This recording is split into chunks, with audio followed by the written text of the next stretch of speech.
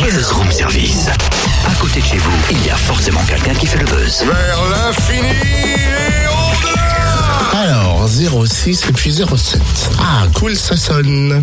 Secrétaire personnel de Stéphane Bern, bonjour. Oui, bonjour madame, Totem, animateur Fréquence Plus en Bourgogne-Franche-Comté. J'aimerais laisser un message personnel à Stéphane Bern, s'il vous plaît. Oui, c'est à quel sujet? Concernant l'émission Le village préféré des Français. Oui, dites-moi.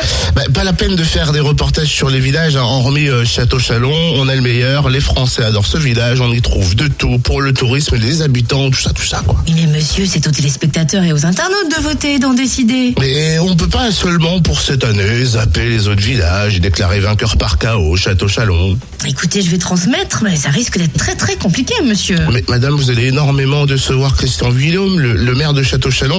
On va quand même lui dire bonjour, hein. Bonjour monsieur le maire. Bonjour. Alors, Château-Chalon va avoir une exposition énorme à la télé grâce à l'émission, non ?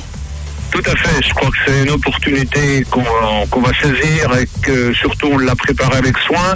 Et je pense que les habitants de Château-Chalon, les acteurs économiques, les acteurs touristiques se réjouissent quand même que ce village un petit peu emblématique du vignoble jurassien soit mis en lumière dans une émission aussi populaire que celle du village préféré des Français. Et alors, comment s'est passée l'inscription? Vous avez envoyé une candidature ou c'est directement France TV qui vous a contacté?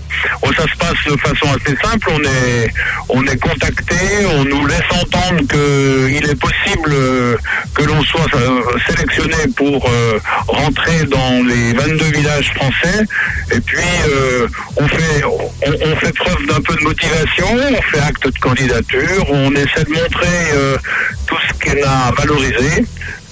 Et donc c'est comme ça que ça se passe tout simplement, donc avec la production de France 2. D'ailleurs, les caméras de l'émission sont venues ce week-end filmer Château-Chalon. Vous avez créé un parcours défini?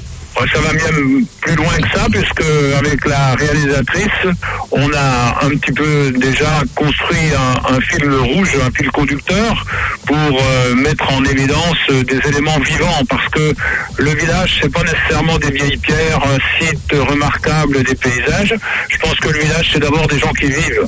Donc, on a eu la chance d'avoir une journaliste qui a bien compris cela et qui fera le choix, mais qui nous a déjà laissé entendre que tout ce qui était du domaine du vivant, de l'animation l'intéressait, tout autant que les façades et les rochers et le paysage. Alors c'est vrai qu'on avait vu lors de l'édition 2012 Baume-les-Messieurs finir 15e, je crois bien.